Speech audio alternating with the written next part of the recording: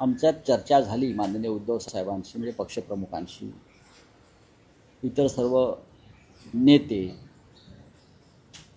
काही पर्यायी जागासुद्धा विचार झाला पावसात काय करायचं. पण माननीय उद्धव ठाकरे यांच्यासह सगळ्यांचं आतापर्यंतचं मत असं आहे, भले पाऊस येईल आणि जाईल, पण शिवतीर्थावरच्या दसरा मेळाव्याची परंपरा मोडायची नाही.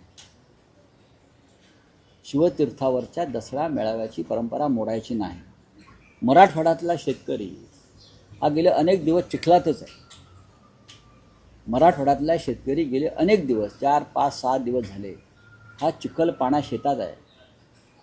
दसरा मेळावा 2, 3, 4 तासासाठी आम्ही जमू आणि हा मेळावा करू, याच्यावरती पक्षामध्ये एकमत आहे. म्हणजे दसरा मेळावा कितीही पाऊस असो, कितीही मैदानात शिवतीर्थावर दसरा मेळावा शिवतीर्थावरच होणार, हे आजच्या क्षणापर्यंत भूमिका आमची स्पष्ट आहे.